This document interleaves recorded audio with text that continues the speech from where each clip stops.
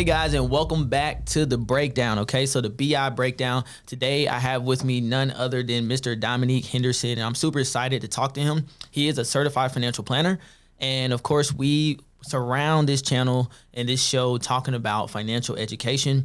So before we go any further, Mr. Dominique, introduce yourself and tell the people a little bit about yourself and what you know of us. What's going on, Robert? Man, this is it's a privilege. I have gone back and forth with one of the banking brothers, Jeremiah, to do something like this, and we just haven't been able to sync up. So I'm glad you reached out. But no, I'm hey man, I am a coach and consultant. I've been in financial services for the last 20 years, and I am all about helping clients protect their wealth with my financial planning practice. And then all I do is whatever I cook up in the lab and I do with clients, I end up teaching that to a generation of people that, what I would say, embrace real financial advice. So that relatable, empathetic, attentive listening financial advice is what I teach. So that's me. That's me. Cool, man. Yeah, so I guess I can see how we have the connection. We do that financial education. So you're more on the advisory side. So how do you? I guess I'll go ahead and dive straight into it.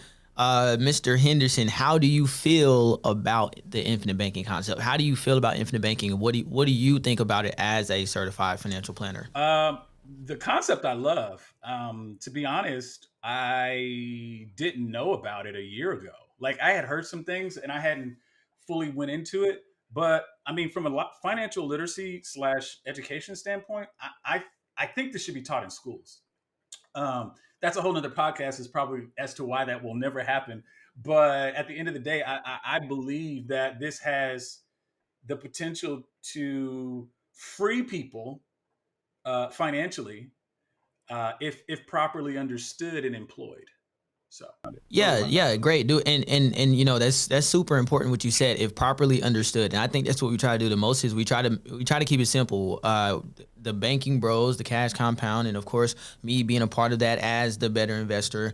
It's just I get to help bring my expertise of investing and trading, and I bring that in. I wrap it all around in one nice bow of, hey, here's how you can do that same thing, except do it through your own banking system. So the biggest thing I think for people is to properly to understand the concept in its right way, and to understand it has to be properly designed for it to have that functionality. So of course, if you're just watching this, you don't know anything of what we're talking about. We're talking about the infinite banking concept, and that is whole life insurance designed for banking. So we want to have that policy, that whole life policy, specifically designed, and we need that to be designed in the correct way to have the functionalities of a bank. And I agree with you. I think that if it's understood the right way, and especially if this was taught in school, that would help people a lot, and you can financially free yourself because you're essentially just using your own value, the value of your life right now where you're alive.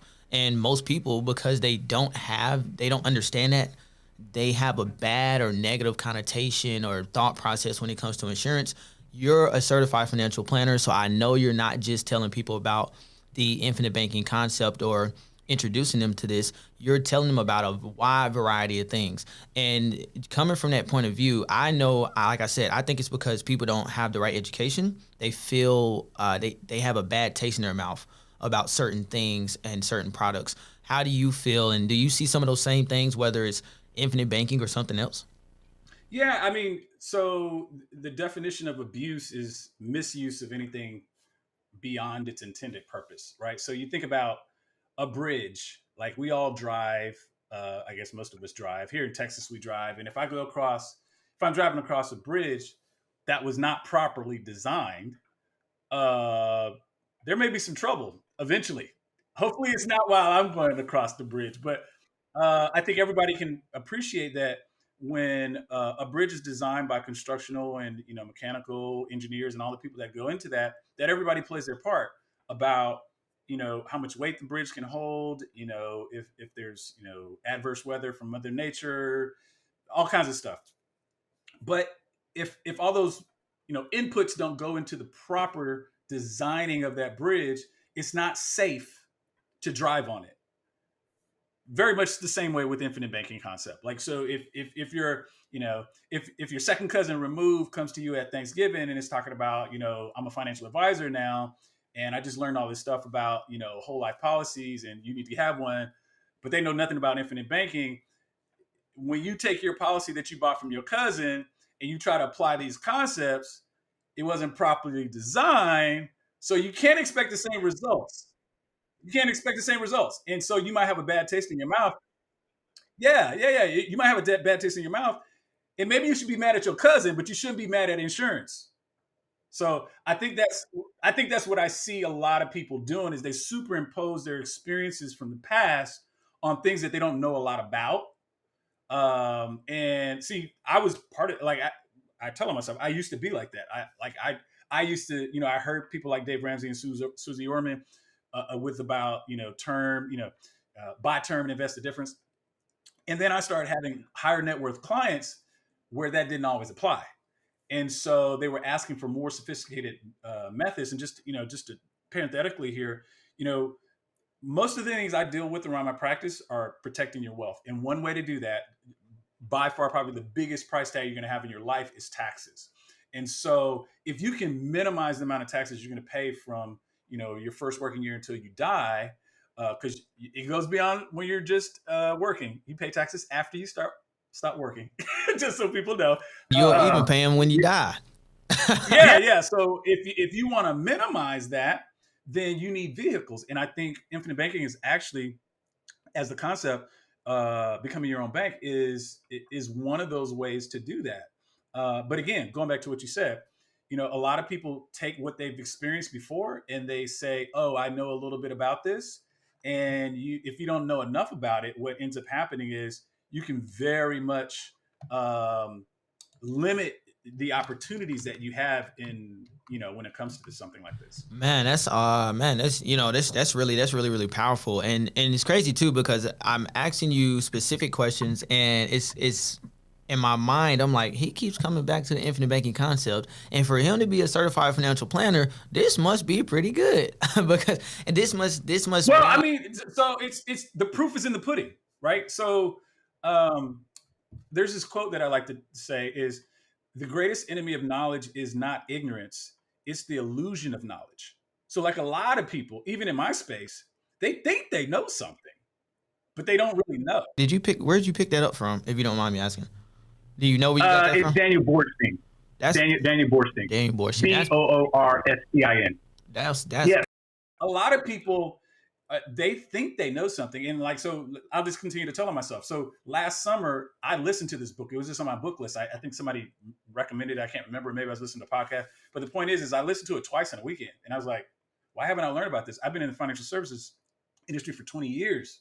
Like I am not a dummy. Like, I have credentials. I have a master's degree. I have this stuff. So I was like, how haven't I come across this? And then when I start to read more books, like 8 books later, I was like, okay, now I see why it's been hidden from me. And it's hidden in plain sight. Like, that's a whole nother topic. But the point is, I see why this type of knowledge is not available to the masses. It's way too much power for the person that gets it. And it's actually pretty simple, to be honest. It's the notion that I get to have a uninterrupted compounding value in the death benefit, which is a stated benefit in the contract between you and the insurer, which is very ironclad. I was actually arguing about somebody. They were like, hey, I'm using HELOCs for my real estate and it's better than infinite bank. And I was like, it's not an either or, it's an and both. Because I don't have to worry about the value of the asset being going down and my buying power and being shrunken by the value of real estate on my stock. Yeah, you'll owe more on that loan if the equity of that house starts to drop. You'll owe more on that loan that you just took from the bank. Exactly. I like a stated benefit with a contract with an insurer that's been around for 150 years or more. That sounds good to me. So like, I don't have to ever worry about like the value of my asset going down and me losing buying power. That's the most important thing to me, I think, for people to realize when it comes to this. When you're thinking about all the things in the markets that fluctuate, like we're having this, run on the bank crisis right now with regional banks and SVB, I think people should think about some of the things that shackle you to the system of finance in the U.S. in the Western world. I mean, a really great book is what's the book by the Murphy? Oh God, it's on my shelf back there. I don't want to get up while we're doing, but it's like How Infinite Banking Really Works, Oh, and it that talks I about was just Austrian that's crazy. I economics. just saw that book over here on Jeremiah's bookshelf. Yeah, it's how I think it's how the banking system or something like that actually Yeah, works or something. Yeah, yeah, yeah, yeah. how the banking system really works, and it talks about Austrian economics. Man, for the people that want to go down the rabbit hole. It really starts to get into the Federal Reserve, inflation, how it's actually created. A lot of stuff that the media tells you is, I mean, dude, we could be here for a whole nother day, but a lot of stuff that the media talks about is incorrect. It is what it is. It's just wrong. It's just a big lie. So, Yeah, you've and man, what's crazy is like it's just hearing everything you're saying is you don't come across a financial planner every single day that's trying to give you control of your money, trying to put you in the center of your wealth, so to speak, right? Because that's what infinite Do you want to banking. talk about why that is? I know the answer, but go ahead. I'll let you speak to it. okay, I know so the answer. quick history lesson for everybody that's listening out of there. So the RISA Act of 1974, it's only 2 years older than me. It's not even really old. And what people have to realize, financial services as an industry, as far as AUM fees, is only about 60 years old. Fairly young industry compared to other industries. And I say that to say 401ks were never designed to build you a retirement. What we have, and there's a lot of conjecture around this, but there's a lot of proof to show that pension obligations, which drag down the overall value of companies, were needing to be moved off balance sheets. So instead of defined benefit plans, the inventor of 401k came up with the 401k, which is that defined contribution. So now you remove a pension obligation off the balance sheet and greatly reduce that, and you move that to a person that now needs to invest their own 401k plan. But you're talking about 1970s where a lot of people didn't know about this. There was no internet. I mean, all this kind of stuff didn't go on. So how was this person going to really do this, going from institutional money management to now retail money management? Well, that's where the whole financial services industry got born out of, is the fees that were going to be extracted for the management for shifting that burden. Exactly. Now And so I need somebody like you because yeah, and I didn't mean to cut you off too, Dom. I had a question, but like before it left my mind is, man, and it almost it's trying to escape me now, but I'm not gonna let it. You were okay. So the tax burden. Now, as the company gets rid of that pension obligation, shifts the responsibility to the individual, didn't they also get rid of the tax burden that they had as well and shift that to the individual as well? Well, I mean, if you're just looking at it from a balance sheet standpoint, pension obligations, money that I owe Robert for working for me, golden handcuffs, golden watch, whatever you want to call it, like that just stays on my balance sheet until you die. Actually, the fact that I pay that out is a tax deduction, but it's not the tax deduction that I get for paying out pension obligations is not as valuable as not having it there. It's almost kind of like, you pay mortgage interest on your home, but when you pay your home off, you're out of that debt. So like would you rather have the deduction from the mortgage interest, or would you rather just not have the house debt? So it just depends. I guess my point is there was not technically a tax benefit from that, or whether there was a tax benefit associated with having the pension obligations there. But when you're thinking about assets versus liabilities equals net worth or stockholders' equity, that drags down the value of the company. And when you have stockholders pressuring you for boosting the value of the company, this was an excellent way to shift that burden, to your point, to use your Cool, to use cool. your And in my head, that's what I was thinking about too, is because I'm like, okay, well, they get some kind of tax write off from doing that and Yeah, they do. having these plans, but just wasn't as valuable as the stock price going up. exactly. So I can have the evaluation of my stock price going up, make the shareholders happy, so on and so forth, and more importantly too, is I still can get some kind of a deduction because as long as 75, I think it's what qualified plans are what 75% or more of the company participates. Yeah, so as long as they do that, they can still get a tax deduction. But what people don't realize as the individual is that where pension plans, it was an income so that you were going to get taxed on that income, but the way you received it and how you got it was different, right? Yeah. Well, it was guaranteed. That was the biggest part of it. Well, yeah, It that too, right? Guaranteed. Now, Yeah. and so if you look at it, it's like you could have stopped working for GM Motors or whatever, 20 years ago, but you still got your pension. Now more so, it's you can go from company to company to company, have 2 or 3 401ks or whatever the case is, and all of them do nothing for you because until you actually retire, you can't use any of those, and it puts all the qualified plans kind of, like you said, it shackles you in a way to where you don't actually choose when to, pay your taxes, so to speak. You just pay them whenever it is that you're able to get out or get off the ride. So you just hope that when it's your time to get off the ride, that you get out when the market's high and and maybe you're even inside of a lesser tax bracket, which is kind of an oxymoron because it's like, how can you be rich and in a lower tax bracket? What I say as a CFP is it's an and both, not an either or. So I think the 3 types of let's call it pillars inside your retirement plan, like kind of as we bring this in for a landing. I say stay with the qualified accounts, but I'll tell you, if you're a client of mine and you're under 35, or even if you're over 35, my recommendation to you is rather than a traditional 401k, it's going to be a Roth 401k. If your employer has it, do Roth 401k all day. No, and that's a whole nother podcast. But the point is, like, the qualified plans have their place, and you can only shelter so much money. And to be honest, most people are not going to start putting 50% of their paycheck into a policy or multiple policies. So start saving some money there.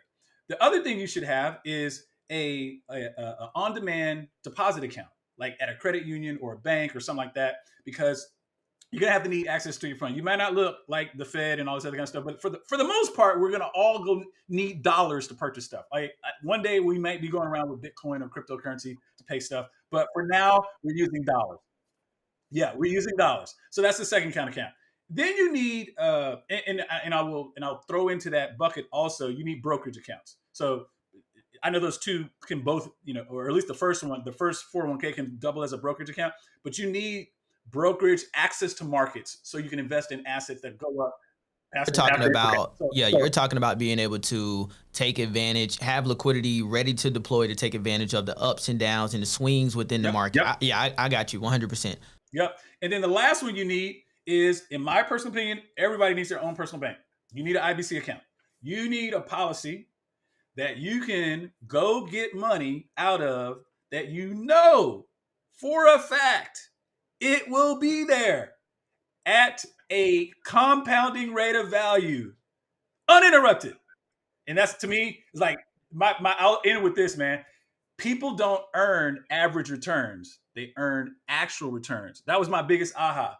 Like, I've been telling people for years that the market averages 7 or 10%, but you'll never have a statement where you've made 7 or 10%. It's always going to be up 15, down 15, up 35, down 28. And the point is when you go down from whatever you were earning, you interrupt the compounding. That's the whole point. Yeah, because it's not growing at the same balance. And don't have a negative year. Yeah. Huh? Yeah, I said because it's not growing at the same balance. Yeah, so you can't. Yeah.